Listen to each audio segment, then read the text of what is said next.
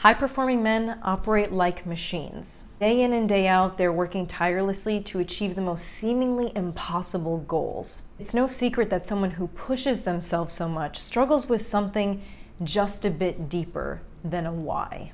Here are the most common childhood wounds I see from high performers that push them to be at the very top.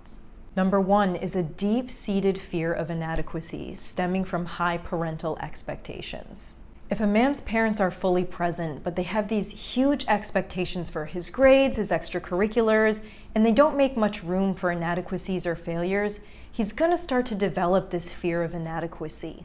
This is often because these parents are more concerned about their own interests and how they look as parents than what the child cares about or likes. Therefore, he never really feels good enough because perfection is something that can never be reached.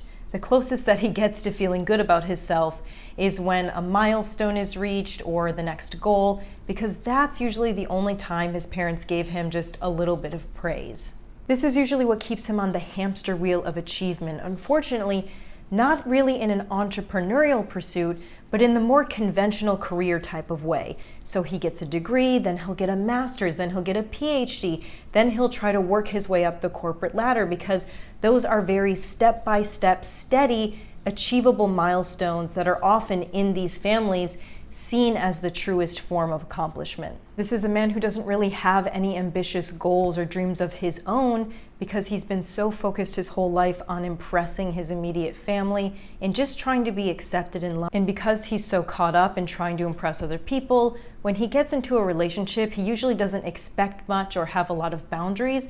So it's kind of a lackluster relationship life as well. And as many of my commenters and clients have pointed out, this is very traditional amongst Asian families or East Asian families that have this type of culture within them. This brings us into one of the second most common childhood wounds I see with high performers, which is experiences of emotional neglect or validation during their formative years. A man whose parents weren't really involved, kind of left him to his own devices, or became an example of what he didn't want to be, often push him to more entrepreneurial pursuits. To become an entrepreneur means to gain control, stability, and the validation that he never got. So he course corrects in his adult years by creating something attention-grabbing to make up for the lack of attention he got in his younger years. And because he had little to no guidance, he often becomes hyper-independent, which means he's developed an ability not to rely on anybody else. He does everything for himself and often everything for everyone else as well. He can scan the room and understand ahead of time what people's needs are. He's really good at having this kind of psychic ability to understand how people feel, and he often predicts what they need. This type of behavior is developed because internally, subconsciously, he feels if he can just do enough and be enough, someone will see him and predict his needs and validate his ability to be worthy of love.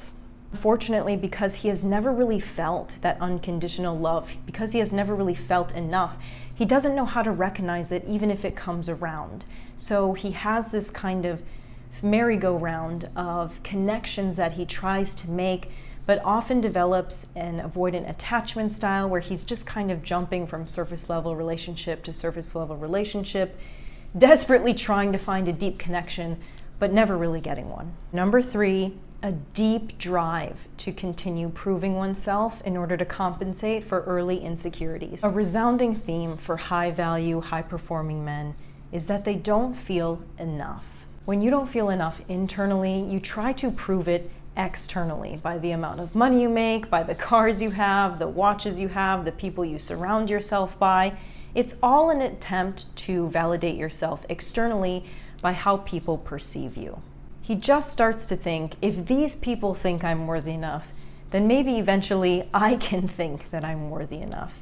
And this stems from parents who maybe were constantly disappointed, never really getting that unconditional love, or even in instances being really bullied in school, not being able to fit in with the crowd, not having a close sense of connection or belonging with people during the early years. You can really tell the difference between a truly healed high-value man and one who is just posing as one, because the one who's posing is always going to try to prove to you why he is valid and why his choices are correct. Meanwhile, a truly healed man doesn't care about other people's opinions on his lifestyle because he's too busy living it and enjoying it. There are always going to be critics on every lifestyle in every category, but the truly healed man, he just doesn't care to get defensive about it. He doesn't feel the need to go on 30 different podcasts and defend how he's living.